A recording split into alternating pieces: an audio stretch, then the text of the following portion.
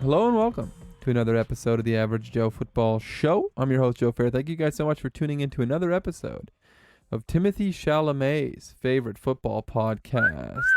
Oh, man. I'm joined once again by my illustrious producer, Joe Thiessen. How's it going, Joe? Good. Good. Spectacular. Timothy Chalamet. Yeah. Thoughts? Let me pull it up here. Okay.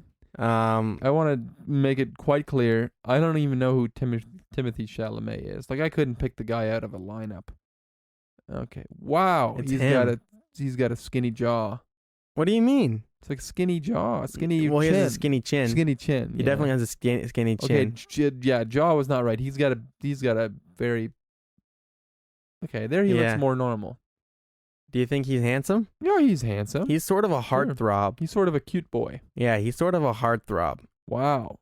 Okay. I can understand why people would be on board with that. I don't know. Yeah. Guess how old he is? I feel like it's older than I think. Or is it younger than I think? Probably younger.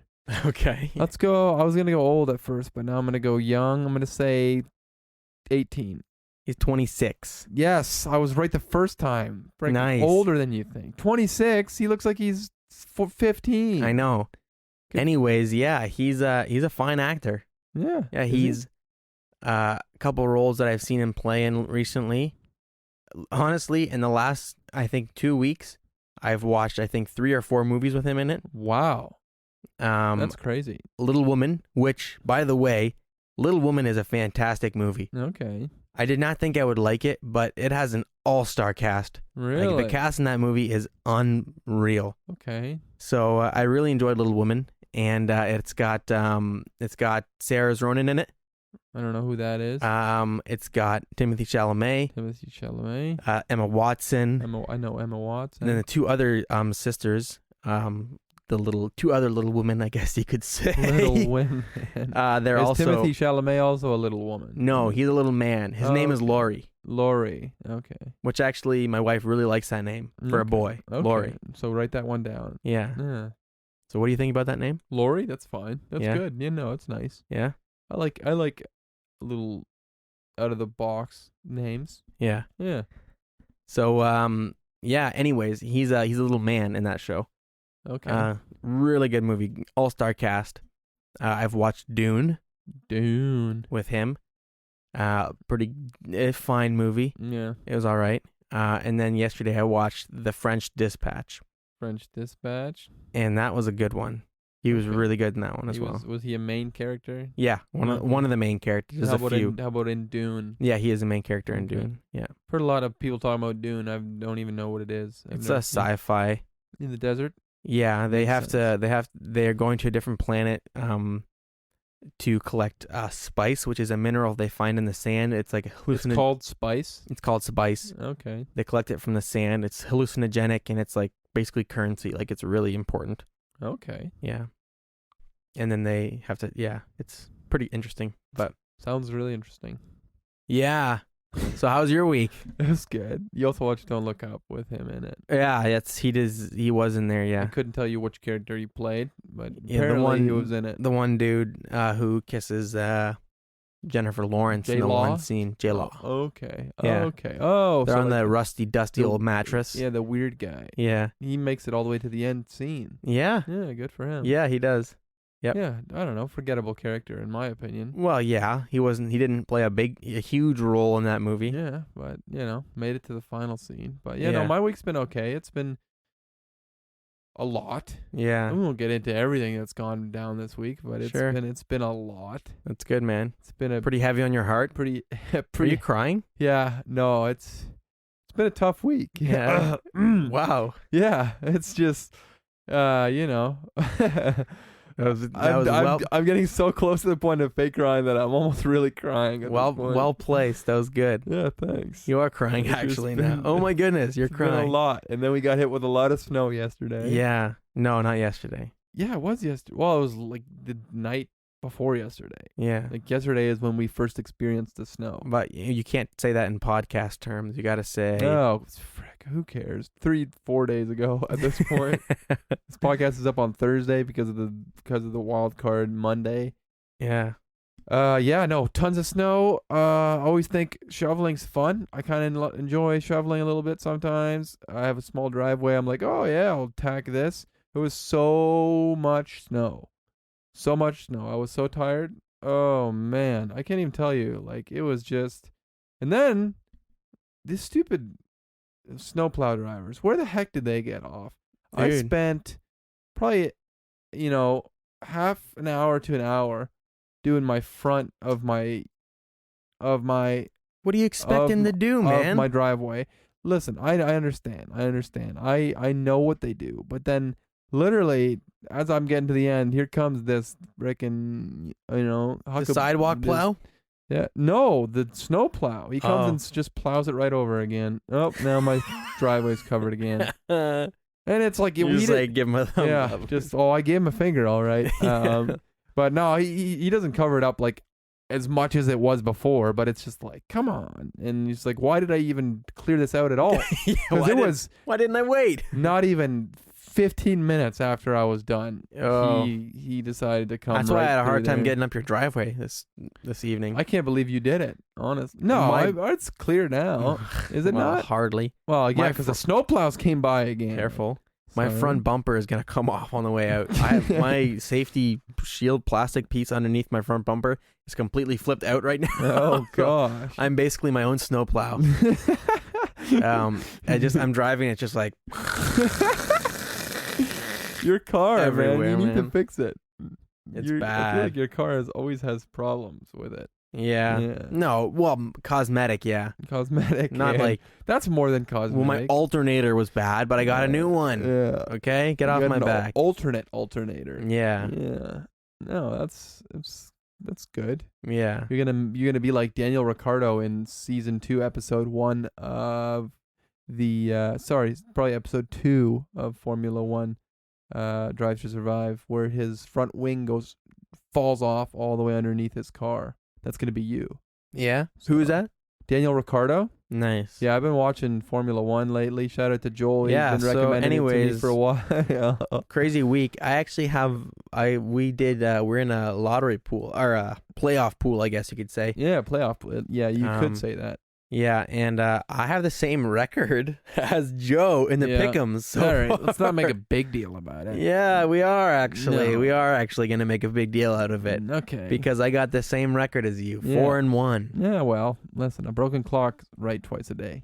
So, Huh? broken clock is right twice a day. Two birds in the bush is worth one in the hand. No, that's not how it's two What? in the hand is worth.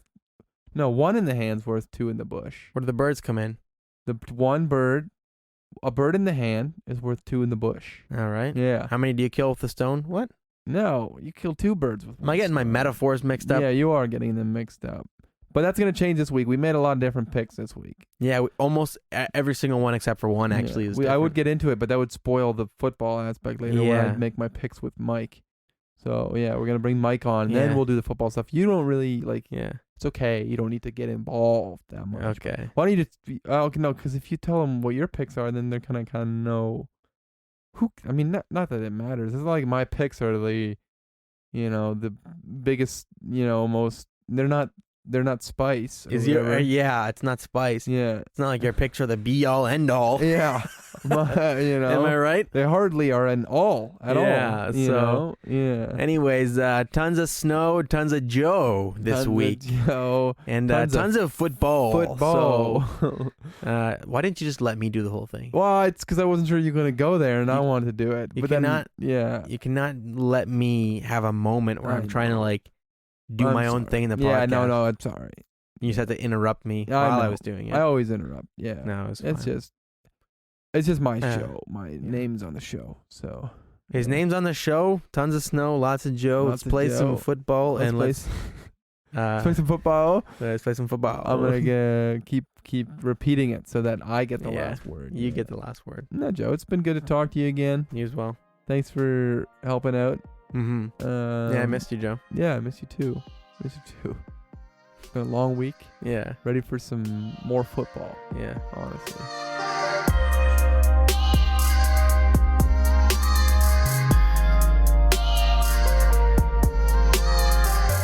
So Super Wildcard Weekend is in the books here in the 2021 NFL season.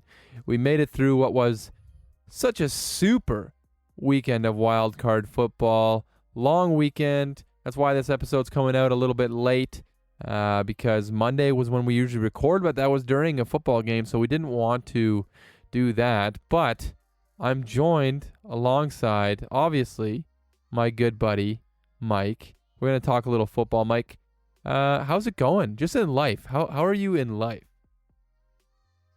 Joe, right now in life, I'm just doing super, dude. Just like, the super wildcard weekend.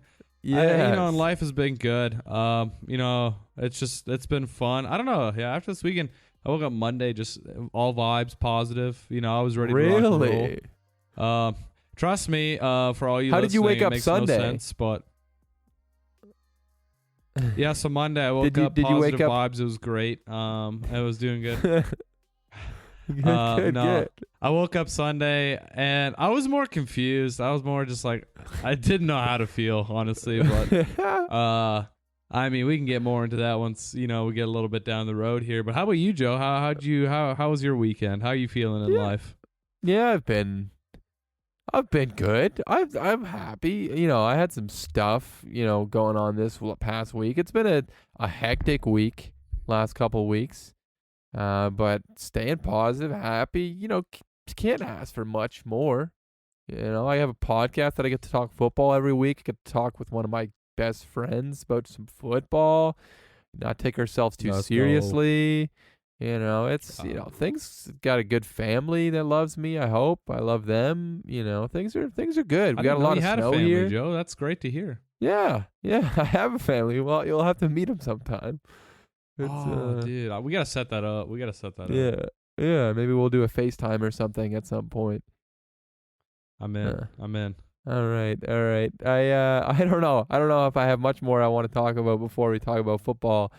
But yeah, we had wild card weekend this past weekend. Mike, what were your thoughts overall on the week, the super weekend as a whole?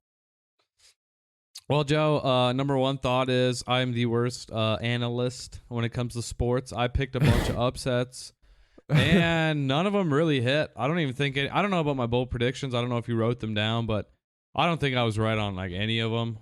I think that's why I was more confused than anything. Is like I woke up and on Sunday and even on Monday, and I was just like you think you figure out the NFL one week, and then the next week it's like WTF. Like it just makes no sense. But that's the fun in the NFL. I mean, if you listen to some of the bigger name sports analysts, like they don't know what they're talking about either. So I fit right in with them.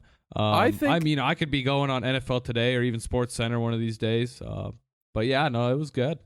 Yeah, no, I think I've said this all along, and I think I've said this a few times on the podcast. When it comes down to it, I don't care how much of an expert you consider yourself. When it comes to football, none of us have any idea what we're talking about.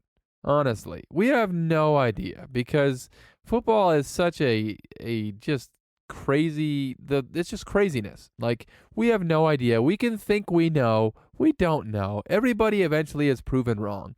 So that's why, like, when somebody comes up to me and is like, "Oh, you were wrong about this and this." Say, like, for example, you were wrong that Tua is better. That I said that Tua was a better prospect than Justin Herbert and Joe Burrow. I was wrong. Obviously, I'm all wrong a lot. If you listen to this podcast, I'm gonna be wrong so many more times, and that's the fun of it. It's like we don't hold ourselves accountable. Who's gonna do that? That's silly.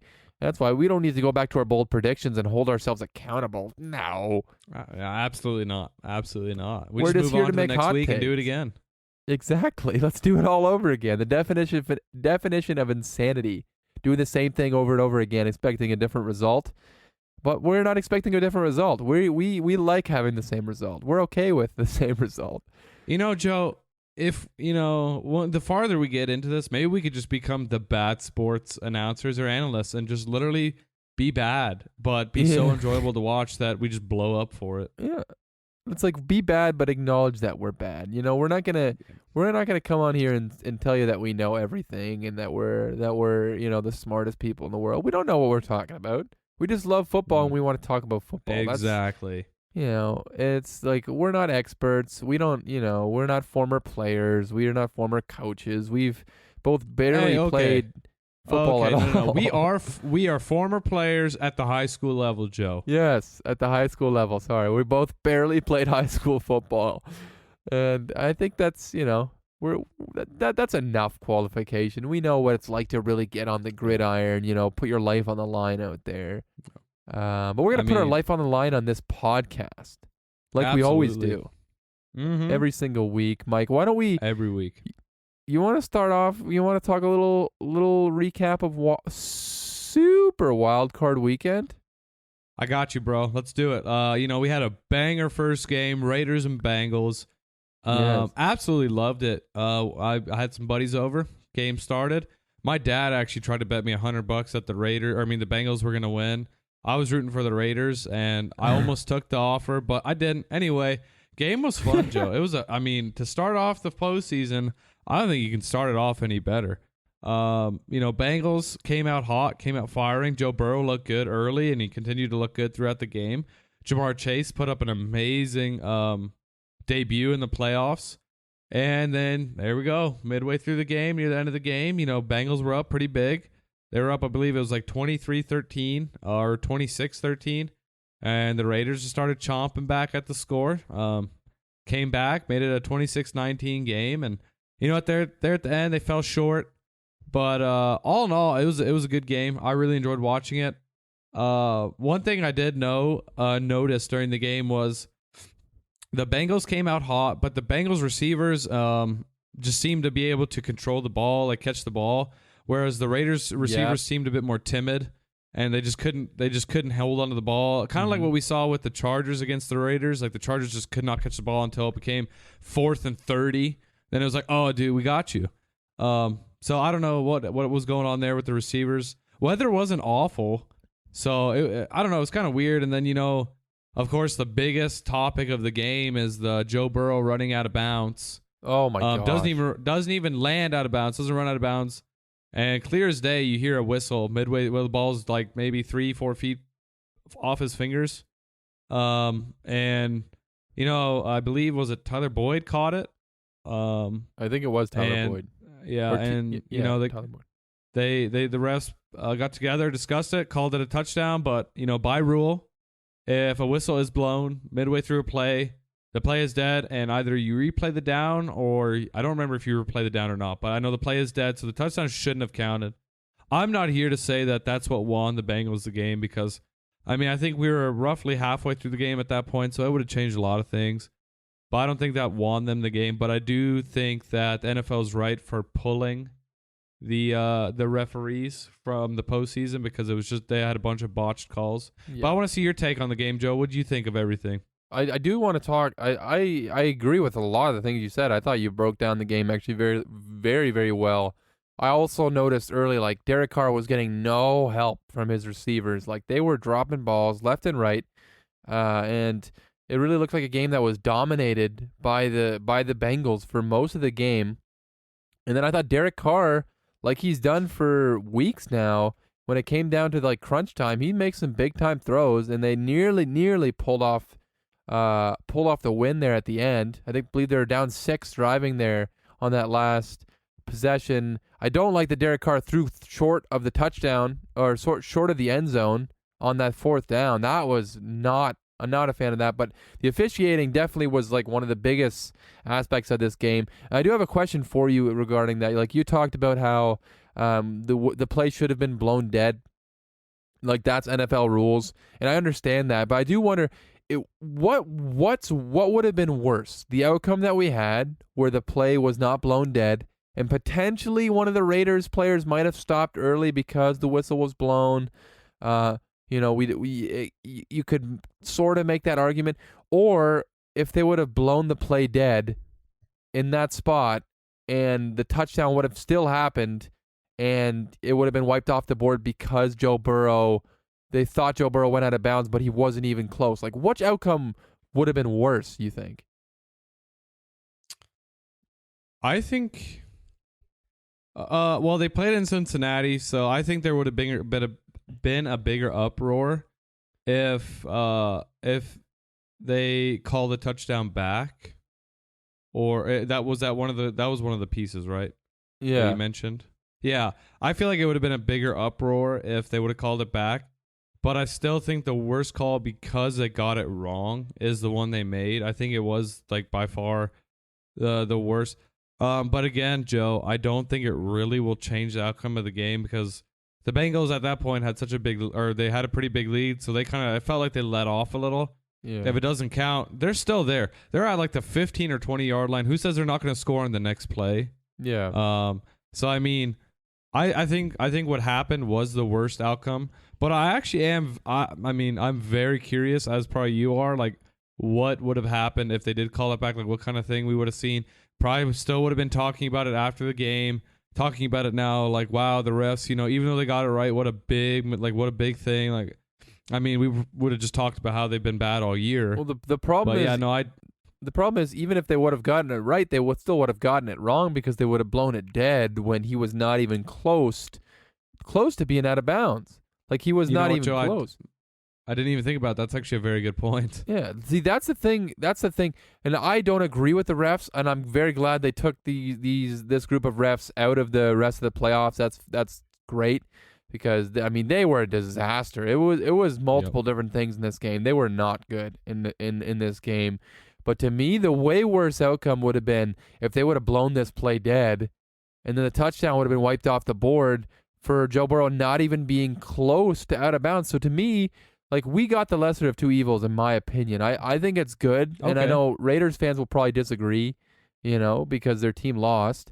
But like you said, I don't think that this touchdown won the Bengals the game. But to me, if the play was blown dead, that would have been such a bigger disaster than if they would have, like, then what happened? Then the play being a touchdown, and you don't know totally how much the whistle affected the play, but like overall it was a complete disaster. But I think we narrowly avoided a much worse outcome, in my opinion, anyways.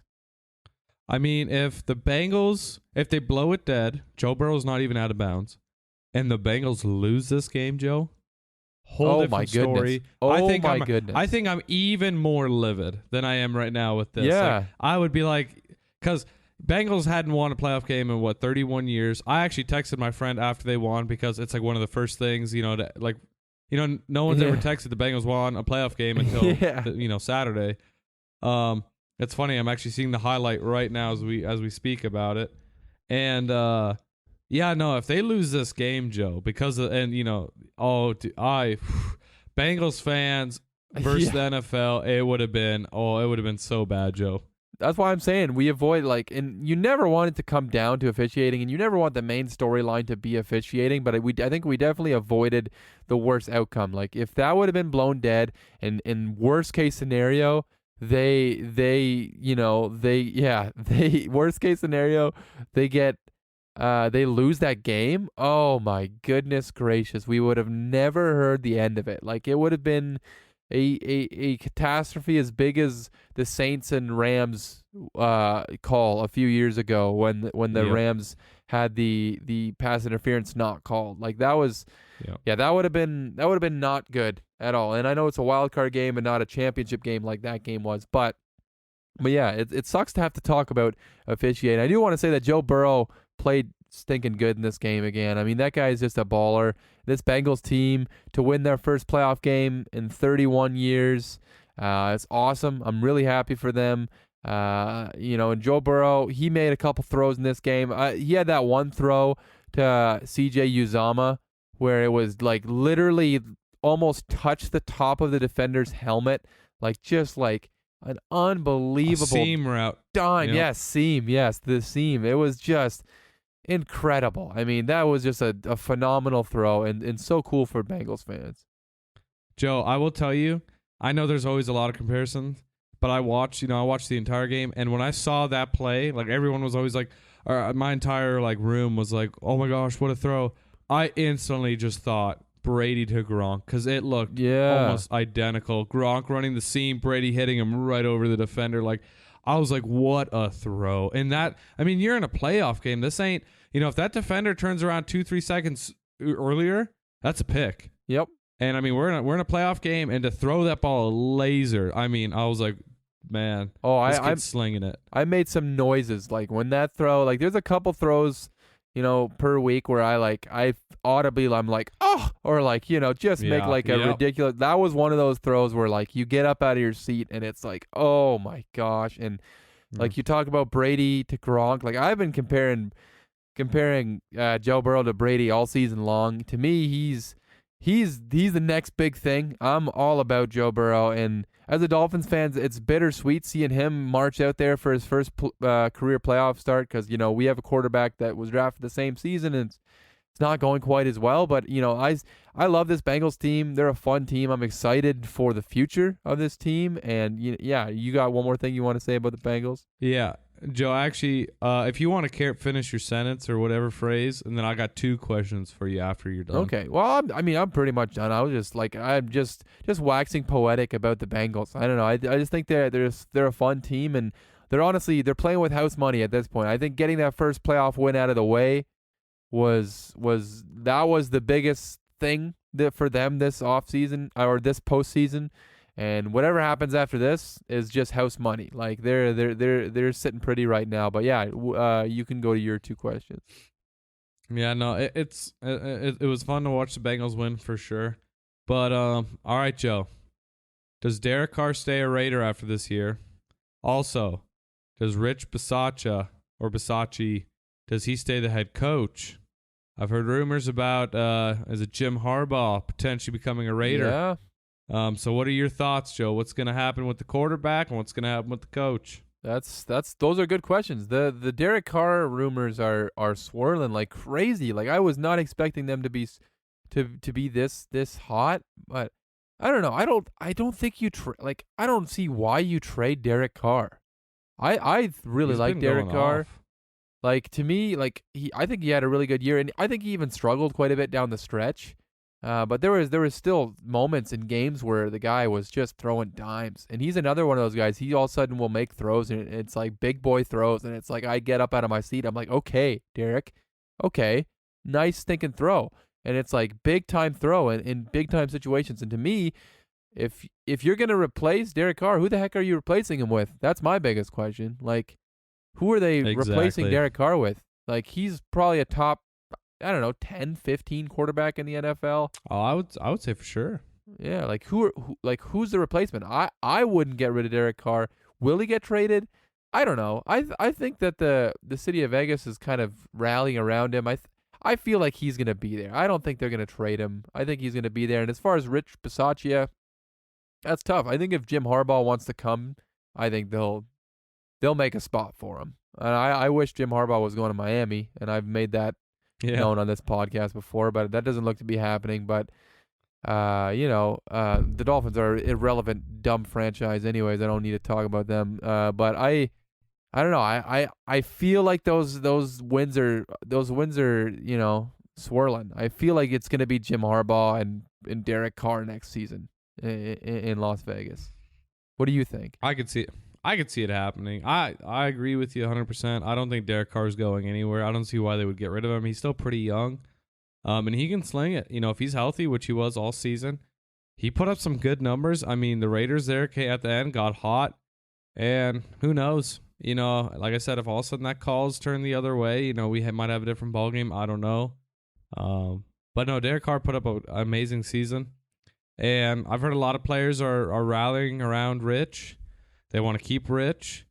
If all of a sudden they do get Jim, I would not be surprised if Rich becomes like OC, DC, goes back to assistant coach, whatever he was, but like he'll be a big part of the organization. But yeah, I mean, hey, the Raiders, they lose John Harbaugh. They have their John Gruden. They're heartbreaking. Oh yeah, Harbaugh, John Gruden. My bad. They have their heartbreaking scenarios with Henry Ruggs, and I believe their other first-round pick from 2020. Yeah, Damon Arnett. Yep. And, they just had all these bad things happening to the organization. And they rally around Bisaccia, Derek Carr, Waller. And they just, they end up having a hot streak there going into the playoffs. I mean, I counted them out many times during the season. Yep. I think you probably did too. Yeah, 100%. You always said they had bad vibes. Yeah. And I mean, we're talking about a team that nearly knocked off the Bengals. Yeah.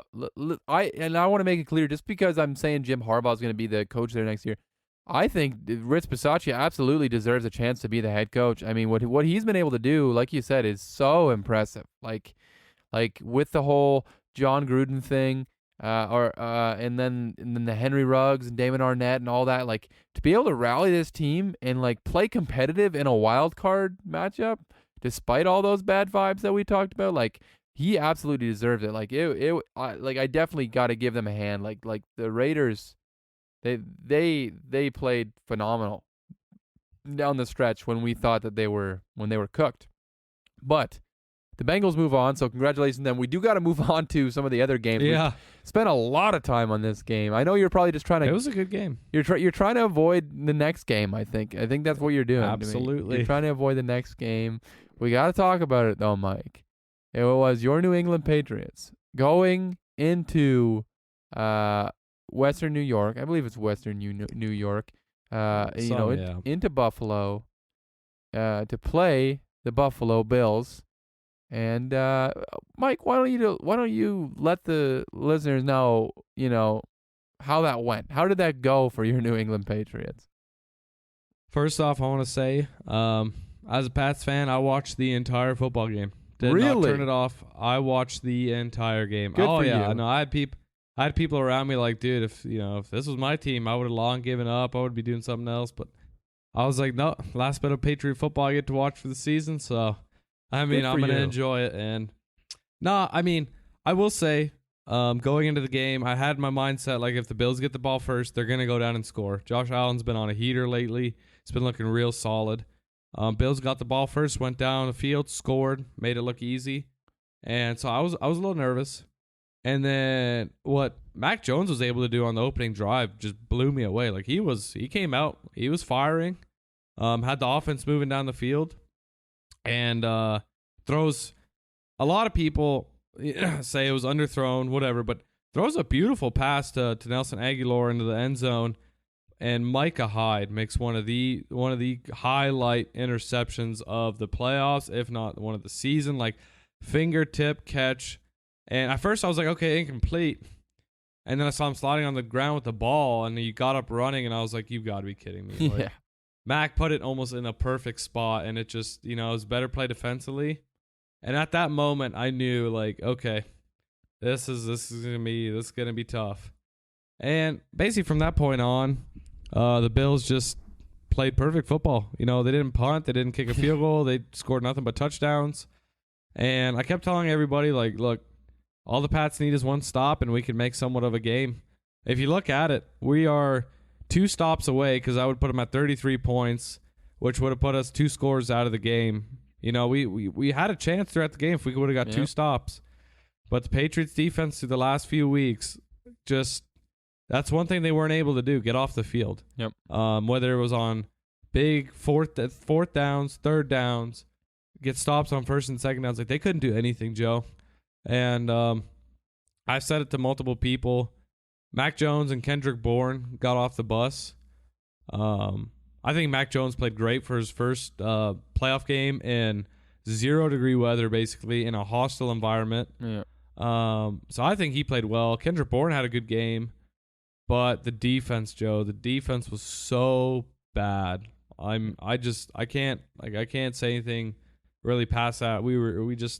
I think we need to gut some of the players, get some of the players out of there, get some youth up in there. We seem slow. There was just nothing positive to say about the defense. But give credit where it's due. I mean, the Bills just came out and they didn't let up. They just went out and said, look, you guys beat us by running the ball 30-something times. We're going to beating you by like 30-something points. Yeah.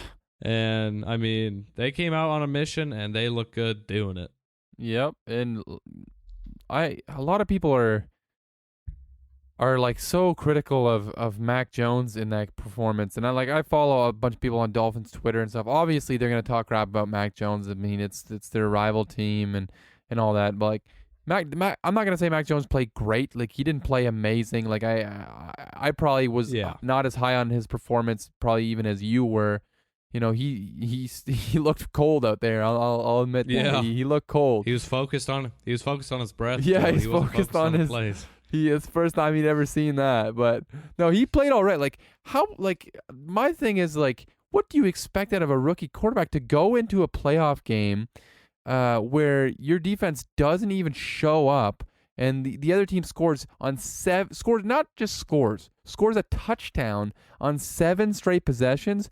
Like, what do you expect a rookie quarterback in his first playoff start ever to do to overcome that? Like, there's that the expectations are way too high if you're expecting a rookie quarterback to overcome that. And yeah, the Patriots defense was flat out awful, and they've been awful the last couple weeks. Like, I saw them get that run defense get exposed against a bad Dolphins rushing attack. Like, the Dolphins rushing attack was one of the worst in the NFL, and they ran over that Patriots defense. And there's some problems, and I think what you said about them being, getting more youth in there is definitely important. And who knows? Dante Hightower is probably going to retire after this season, and who knows if Kyle Van Noy's back, Jamie Collins, there's going to be some turnaround on this team, and there's going to be a lot of changes for the Patriots. But as far as the Bills goes, I mean, this might have been the most perfect playoff performance in the history of the NFL. Like, literally, they had 8 possessions. The last possession was 3 kneel downs. Before that, 7 for 7. 7 possessions, 7 touchdowns. They literally, up until that last drive, they got as many yards as they could possibly get, because literally they went down the field and scored a touchdown every single time. Josh Allen was amazing. He threw 5 touchdowns, only 4 incompletions. And then that completion to Dawson Knox was one of the dirtiest. Oh my gosh, that was disgusting. I mean, he was standing around for 10 minutes, and then he throws I thought he was throwing the ball away. He even said he thought he was throwing the ball away, and somehow completes it to Dawson Knox. That was incredible. Josh Allen and this Bills team, to me, they had the most impressive week of any team in the NFL. And I don't know, Mike, do you think that who's going to stop the Bills at this point?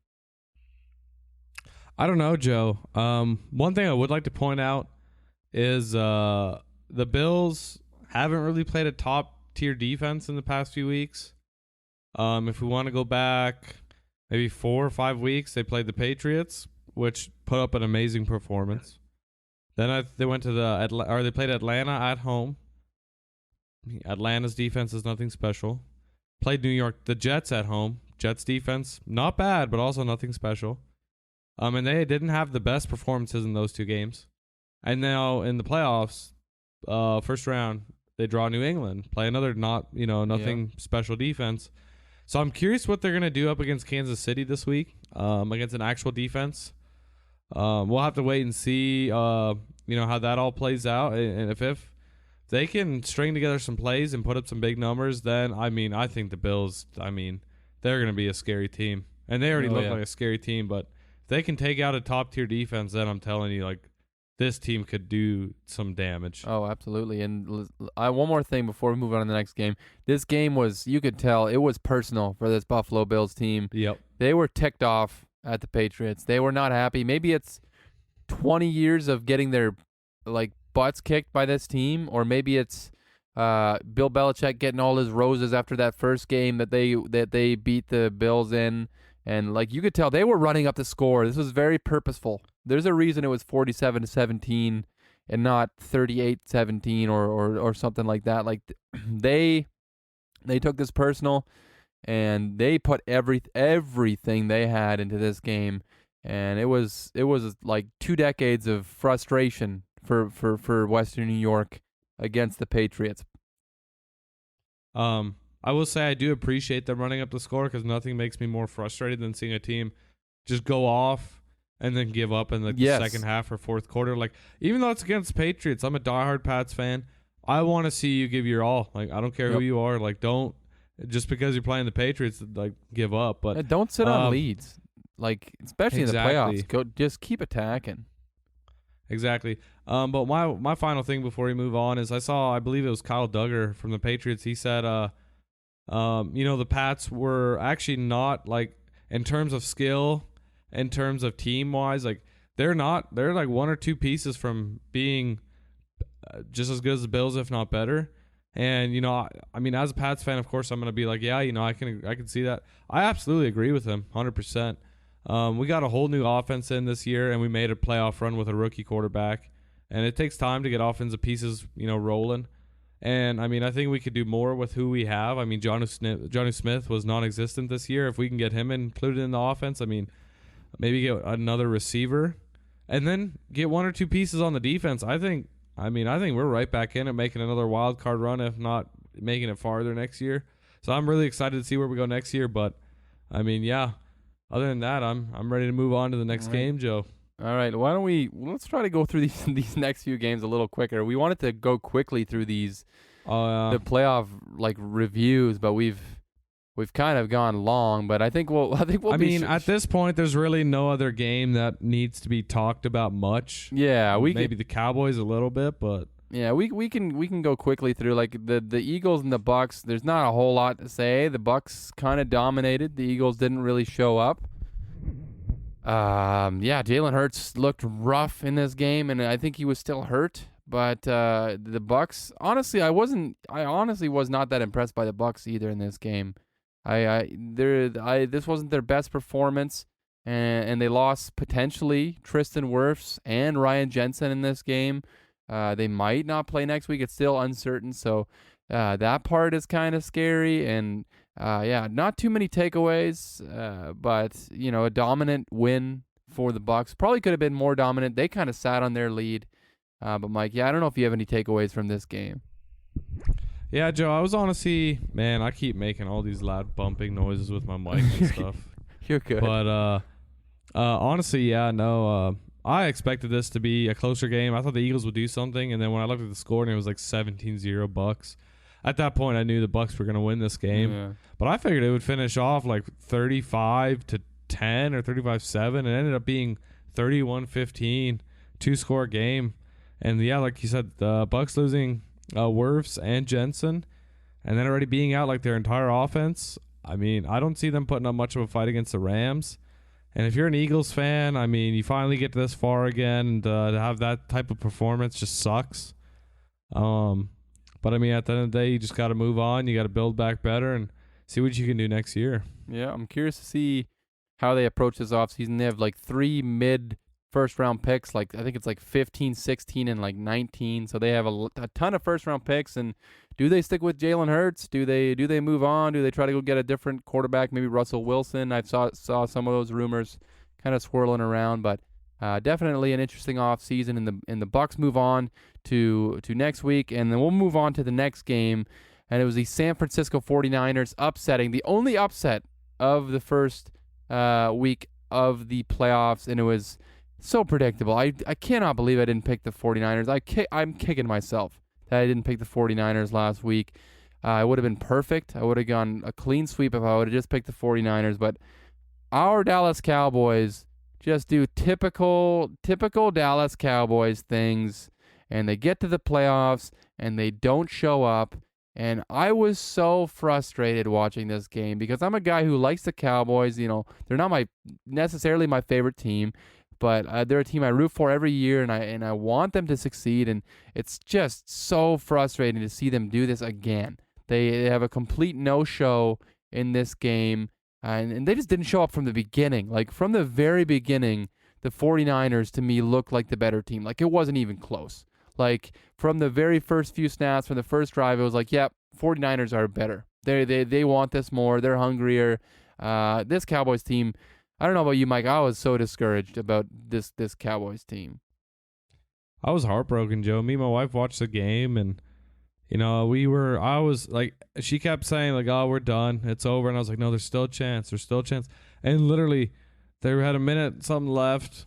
Turned the ball over. She was like, "Okay, we're done." And I was like, "No, there's still a chance. They have all their timeouts." And lo and behold, they get the ball back. And I don't know, Joe. It's so weird to me that the Cowboys just can't seem to pull it together. And my biggest takeaway was one of the most undisciplined performances I've ever seen out of a team. To what was it, 14 14. 15 penalties? 14 penalties for 89 yards. So yardage wasn't that bad. But that's also concerning if you don't have that many yards, because that means you're giving up a bunch of false starts, a bunch of these little penalties. And I saw a stat, I think it was like 8 or 9 of those penalties either took away a first down from the Cowboys or gave the Niners a first down. And if you want to lose a game, that is going to lose you a game right there. I don't care what Cowboys fan, I don't care what football fan comes to me and tells me Dak Prescott should have never ran the ball. This and this, they should have known the rules about giving the ball to the ref. I agree, that's fine, but it was not their fault to begin with. I mean, the offensive line, I saw penalty after penalty after penalty on the offensive line, on the defensive line. Like, they just could not play disciplined football, and that's what lost them the game. Not the final run, not being able to give the ball to the ref so he can position it correctly. Like, that didn't lose them the game, Joe. Yep.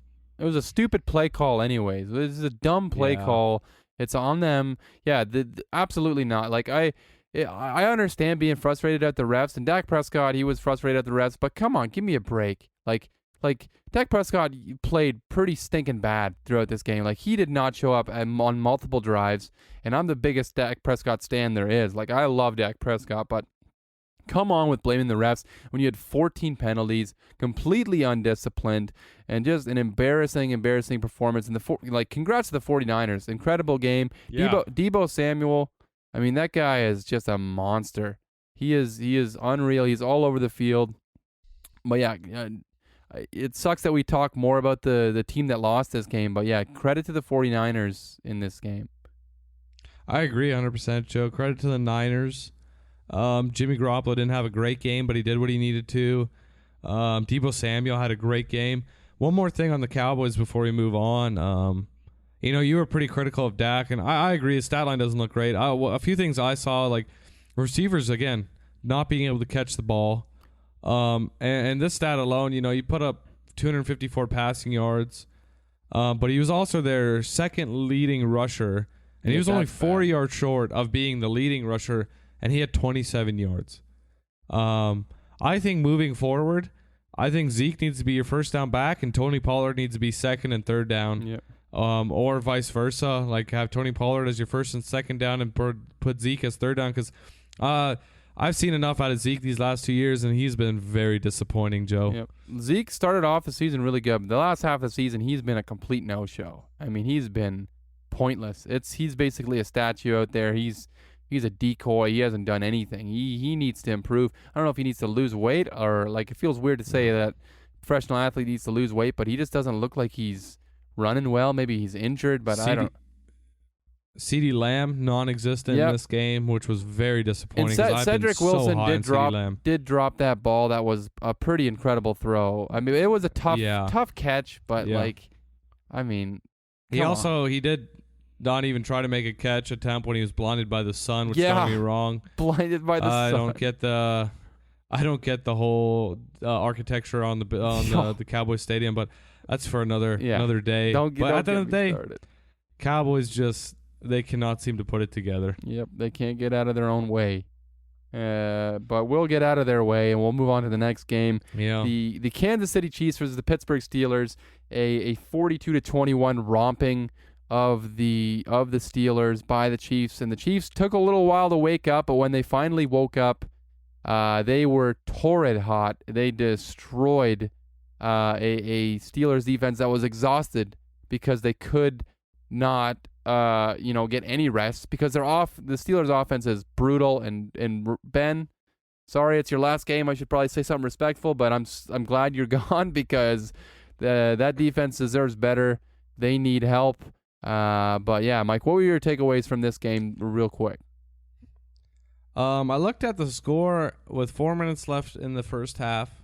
I didn't even watch this game. I already kind of knew the outcome.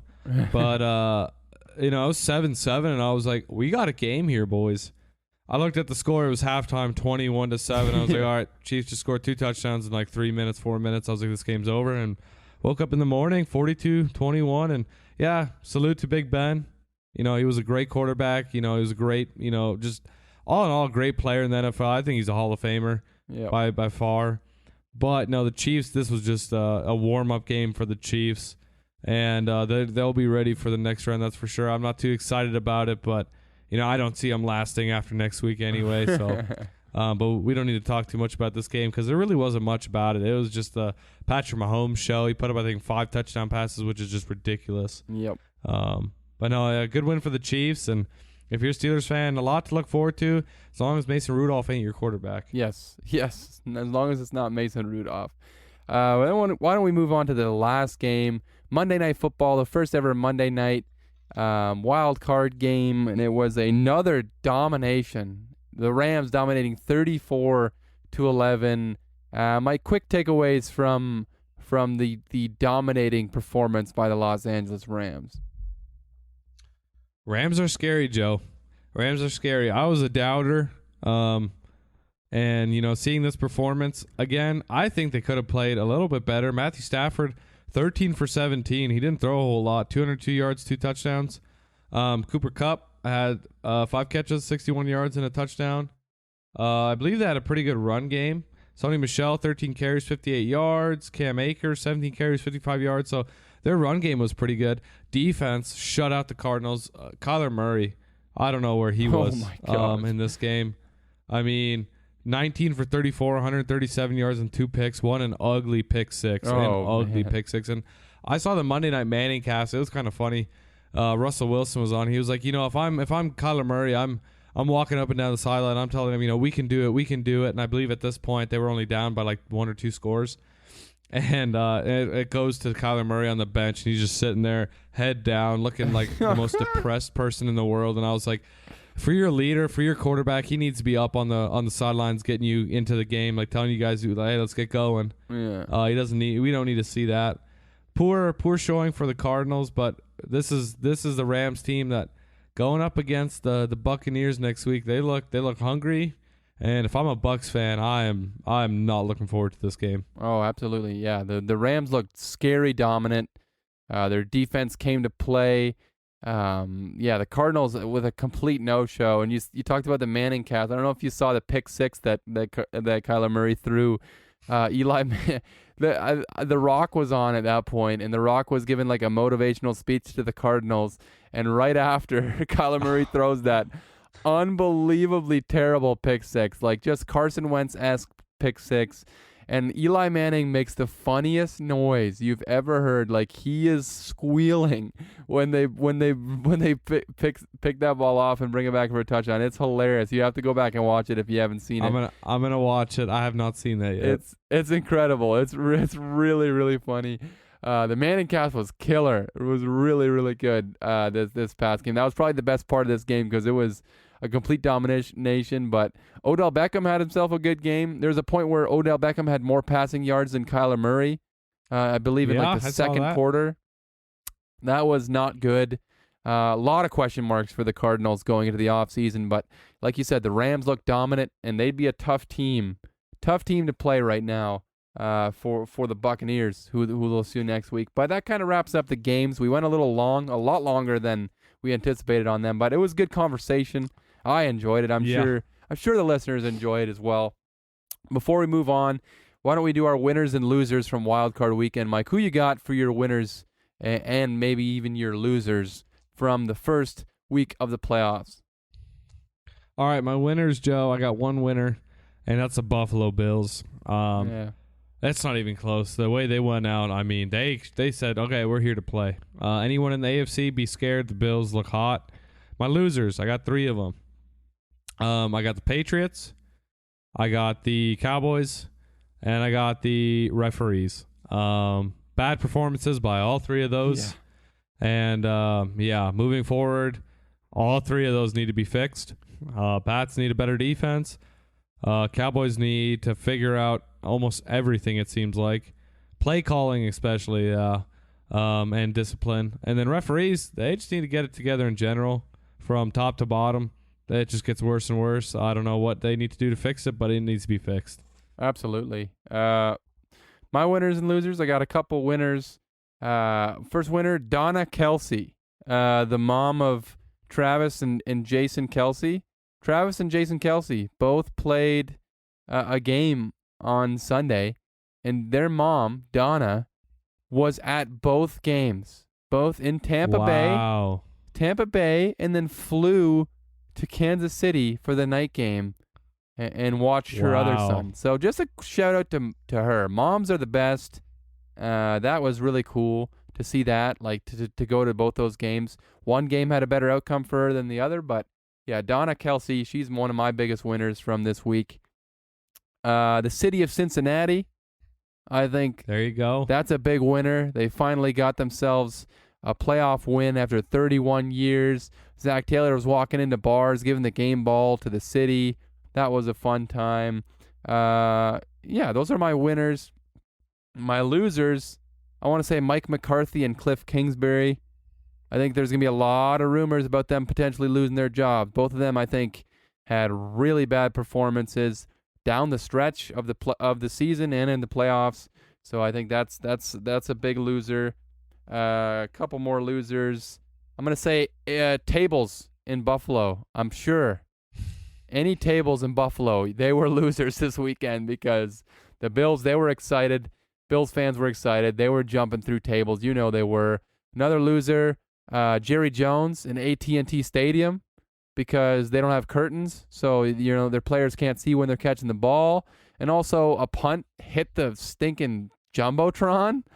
Like, what a disaster.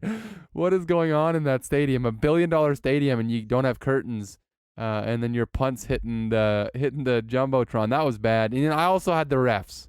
The refs, they were terrible. But Mike, you have one thing you want to say before we get into previewing next week regarding the refs. Refs need to be fixed, Joe. I won't spend a whole lot on this topic. We've already talked quite a bit about it. Cowboys game, I believe there was 14 plus 9 is 23, if I'm not wrong. 23 penalties in that game, which it seems like every game the Cowboys play, I don't know if they're that bad and that undisciplined or if the refs just have it out for them. I like both sides, I can see. Of course, then you got the Raiders and Bengals game, that whole fiasco. Patriots Bills, I saw a few missed calls, and just throughout almost every game, it seems like they can be doing everything right, and then just have one horrible call that just ruins the outcome of the game, or they just continually do everything wrong. Like I can't remember the last game I saw where like the referee or the umping, it might have even been the Pats-Bills game because really there wasn't a whole lot going on besides Bills just dominating. But I really haven't watched a game recently where the referees or the umps were just perfect. And so they need to do something. They need to get someone up in the sky. Yes, the sky judge. I think that'd be a good fix. Get rid of the taunting. There's way too much. I think they're too focused on that I think has ruined the season for refs. But no, I'm so over it, Joe. I'm so over, especially in these big games. Like this week, if I see another game come down to some stupid penalty, I'm just, I can't, Joe. It's ruining the game. I still love football, but it's ruining parts of the game. I don't want it to go full technology. I like the human part of the game, but at the same time, it's like, if you're gonna be this bad, there's no point of you even showing up. Like we can figure it out ourselves. Yeah, and I agree. The human aspect, you're always gonna have human error and stuff, but I agree. Too many games like being decided by these penalties, and too many games, especially playoff games, where the refs are the story. And I don't want to have any more games where the story of it is the refs. I'm sick of it, and I agree that we've talked about. We one time, a few weeks ago, had a great conversation, I thought, about the sky judge and how that could, and they've kind of used it a little bit here and there in the actual NFL, where they'll kind of change calls on the fly. They did it a couple times this past weekend, but just do that all the time. Like if there's a play that's called wrong, and you can fix it instantly, then do it. Like I agree, reffing needs to be fixed, and I think we've talked, ample amount about it on this episode, and I'm sure we'll talk about it more in the future. But why don't we move on to next week? We're past this. We're past the super week, and now we're on to the next week, the divisional round of the playoffs. And boy, oh boy, we have some killer matchups. I mean, every single one of these games is awesome, in my opinion. I'm excited for every single one of these games. And I don't know about you, Mike. I feel like every one of these games could go either way. Like, I honestly do. Like, with my picks, I feel like I could go 4-0 or I could go 0-4, and I wouldn't be surprised either way. Like, really, really good games. Why don't we start off talking about the first game on the schedule, and it's Saturday at 4:30 Eastern time. I believe it's 4:30. Yeah, 4:30 Eastern time. We have the Cincinnati Bengals going into the Tennessee Titans Stadium in Nashville to play the number 1 seed. Mike, what should we expect from this matchup between the number 1 seed and the flying high Bengals? Joe, I think it's going to be a real fun matchup. You got the Bengals coming in hot off a big win. Jamar Chase, Joe Burrow, Joe Mixon again, like I was telling you about. And then going up against Ryan Tannehill, Derrick Henry, King Henry making his return. Yes. If that's not must-see football, I don't know what is. Mike Vrabel, I think he's going to have his team ready. I'm a big Mike Vrabel fan. Still think he deserves Coach of the Year this year. Joe, I'm taking the Tennessee Titans. All right. I'm a big Bengals fan, and if I've said it to many people, if Bengals win, I'm rooting for the Bengals all the way, from here on out. But I think the Titans win this game, Joe. My bold prediction is Derrick Henry goes off for over 100 yards and has 2+ touchdowns. I think he's going to be like, okay. I'm back, I'm ready, Okay. let's go. But at the same time, I will throw this in there. Wouldn't be surprised if he put up 30 yards, no touchdowns, and the Titans just get wrecked. But that's where I'm rocking. That's my bold prediction for this week. Again, last week it was kind of a fail with my predictions, but this week I'm feeling confident, Joe. I'm feeling it. That's really interesting. I love your bold prediction because it's very funny when I say mine. It's very funny how mine is kind of goes contrary to what yours was, but. Yeah, no, I'm excited for this game. Another game, yeah, I think this could go either way, and I think a lot of people are going to be picking the Bengals, and I think because they were so hot down the stretch, and I think we're just forgetting about this Tennessee Titans team, and I'm glad that you're on the same page as me. I wasn't sure, if you were all of a sudden going to be one of those people forgetting about them, but what have we been saying about this Titans team all year long? They've beaten everybody. They've beaten everybody. They've beaten the Bills, the Chiefs. Like I think they beat the Rams without Derrick Henry, I believe, as well. Like this is I remember I watched that game. Exactly. This is a team, like you look at them, they're greater than the sum of their parts. Like they're a team, you look at them, you're like, oh, they have Ryan Tannehill, whatever. Like they're not, like Derrick Henry's not there, although he'll probably be back this week. You're like, oh, this team's nothing special, but for 3 years they've been that way, and for 3 years they've been one of the better teams in the NFL. So I'm absolutely not counting out the Tennessee Titans in this game, and I think even if I think that we could even see the Bengals get off to a hot start, get like a 10-0 lead, but I think the better team's gonna prevail, and I think the better team's the Tennessee Titans. Honestly, the better coach team. Yeah, more specifically, you talk about Mike Vrabel. This is the guy, he gets his team ready to go. He gets his team coached up. I think they're going to win this game. And my bold prediction, this is really funny because the way that it goes totally opposite of yours. I said the Titans win this game with Derrick Henry having less than 75 rushing yards. So that's my bold. Wow. That's my bold prediction. Less than 75 rushing yards. But they still win the game because, listen, Deontay Foreman, he's been a really good running back there lately for the Titans. They might not have to put so much on Derrick Henry anymore. They figured out some things, and I think Ryan Tannehill will do just enough. So that's my bold prediction, and I also think the Titans are going to win this game. Looking forward to this game, and very much looking forward to the next game as well. The San Francisco 49ers coming off a big win at AT&T Stadium, going into Lambeau Field to face the number 1 seeded Green Bay Packers. This is Saturday at 8:15 p.m. Eastern Time. Saturday night game. Really excited for this game. And I'll start things off with this game. We've seen these teams face off before in the playoffs. Just a couple years ago when the Niners went to the Super Bowl, these two teams faced off. I believe, yes, it was the conference championship. And to me, I'm not discounting the 49ers one bit in this game, honestly. And I kicked myself for not picking them last week.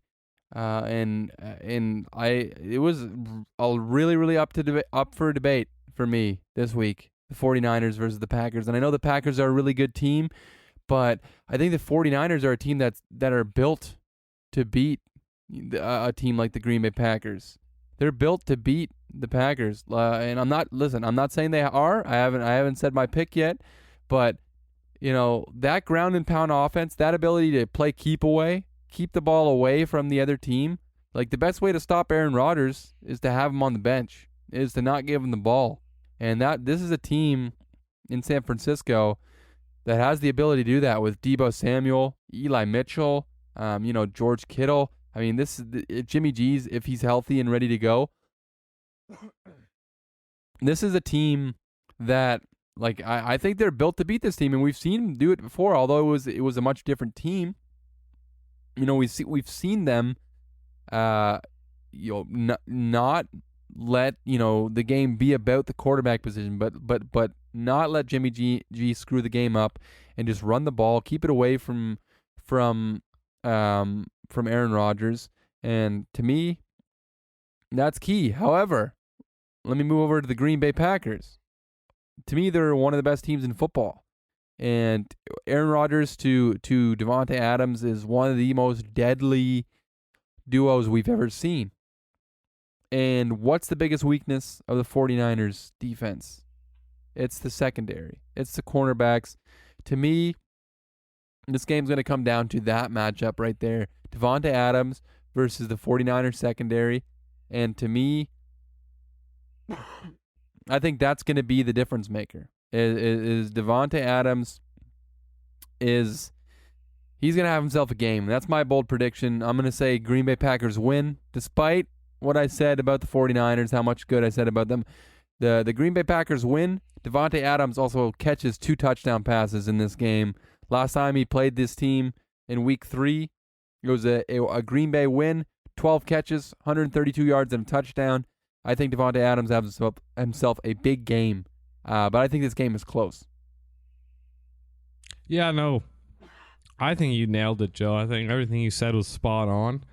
Niners are built to attack the Packers' biggest weakness, and I believe that's their run defense. But yeah, like on the other side of the ball, Packers are built to attack the Niners' biggest weakness, and that's the passing attack.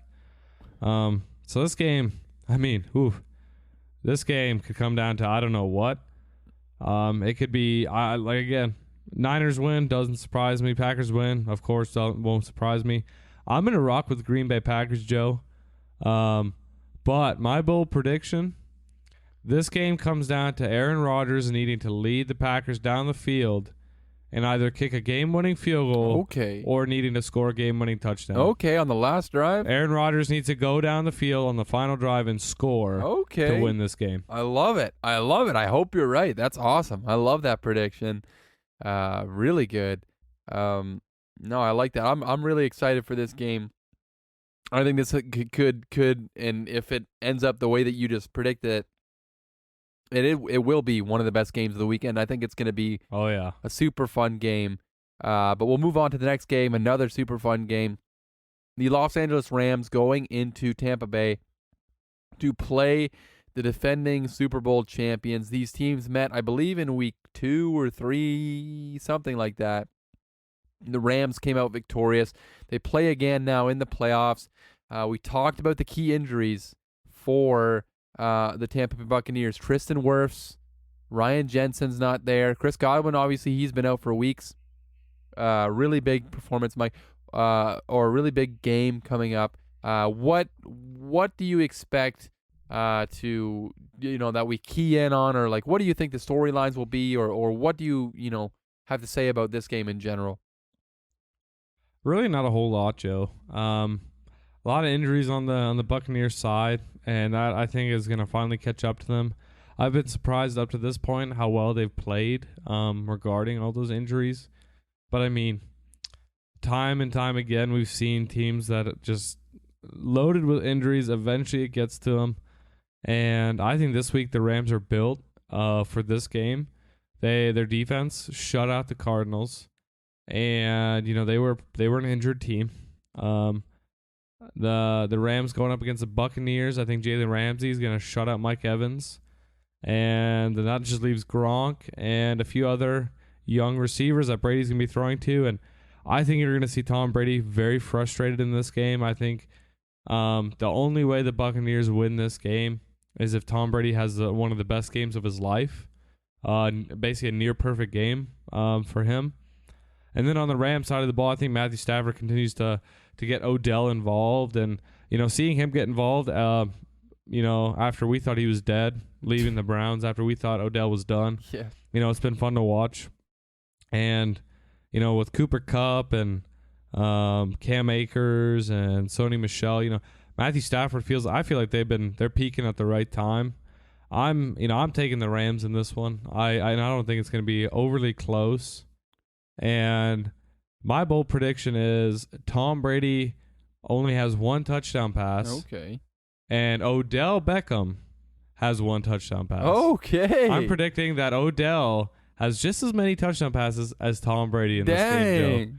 I love that prediction. That is bold. That is a bold prediction. That's Doritos sponsored. Yes. Doritos bold prediction. Doritos bold. I love that. That is incredible. That is a great, just like super specific, fantastic. I'm on board. That's great. I think all of our picks are basically the same. I'm picking the Rams in this game as well. I think they looked so dominant last week, and I think the Buccaneers injuries they're going to catch up to them at some point. Those offensive line injuries. What team you don't want to have offensive line injuries when you go up against? The team that has Aaron Donald. One of the greatest defensive players we've ever seen. Von Miller. Ever. Yeah, Von Miller. He had himself a huge sack against the Cardinals. He's ready to play. He's one of the best postseason edge rushers we've seen in the past 20 years as well. I mean, he's coming to play. It's Leonard Floyd's there. He's a really good pass rusher. Yeah, I think this defense for the Rams will be just too much for this Buccaneers offense. And Matthew Stafford, as long as he's not making mistakes, and I thought that was the biggest thing about this past week, he just didn't make mistakes, which if he's playing mistake-free football, they're looking good because this team is stacked, and we forget how stacked this team is. We forgot how good Odell Beckham was.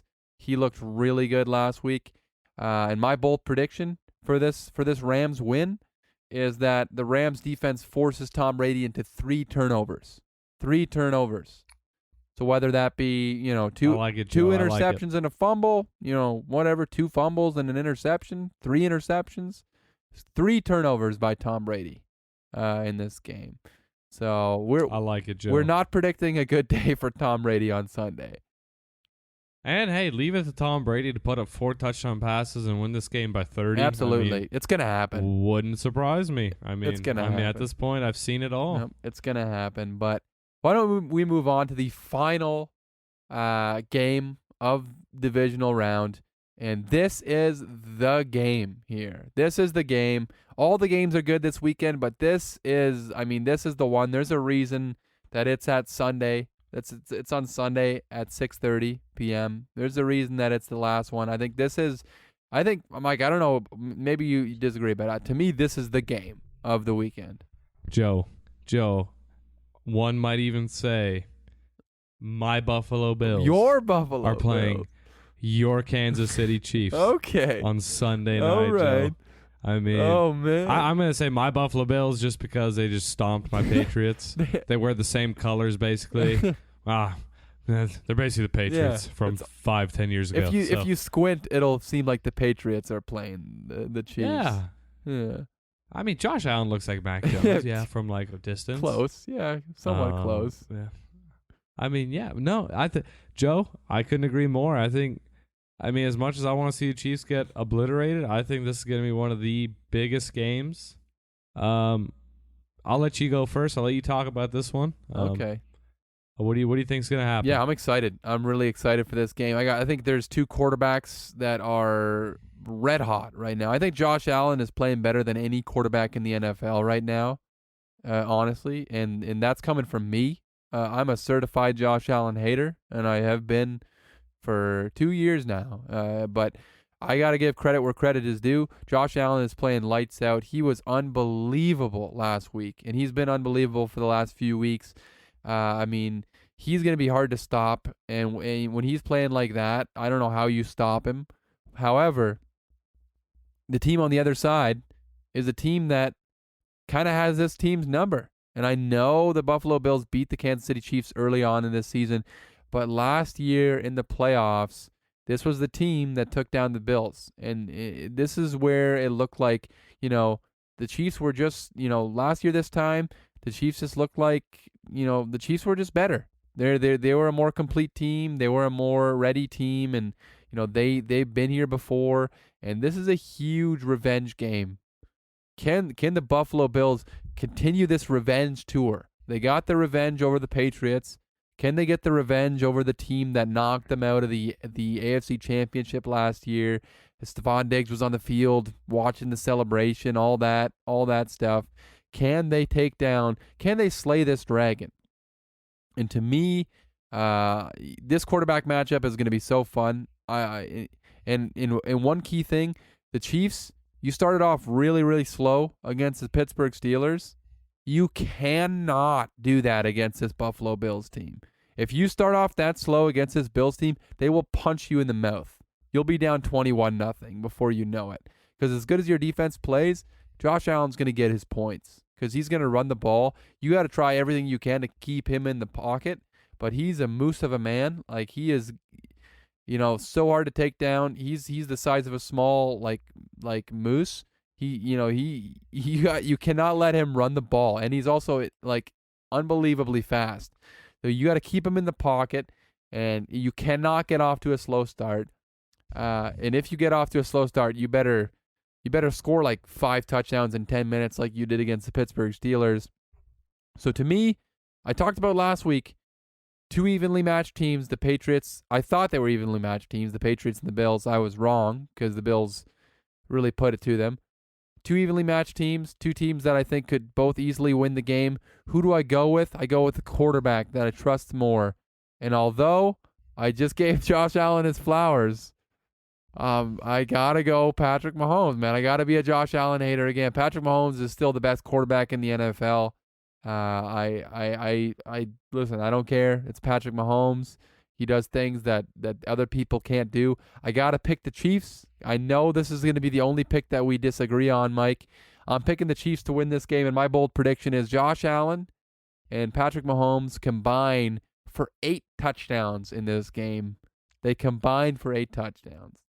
So whether it's 5 I'm in. 5 for one, 3 for the other, or 4 and 4, I'm expecting fireworks in this game.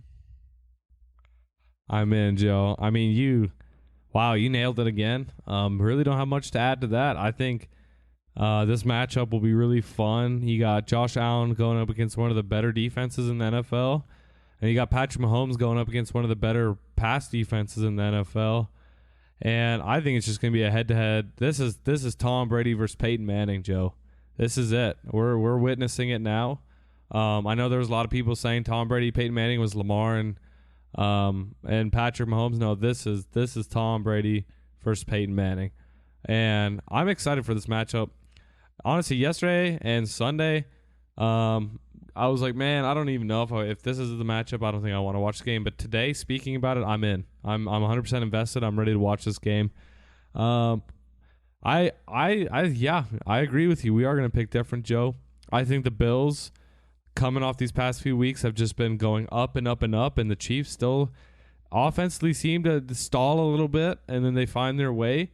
And you said it best. If the Bills get out to an early lead and the Chiefs, fire duds in the first few drives, this game's over. Yep.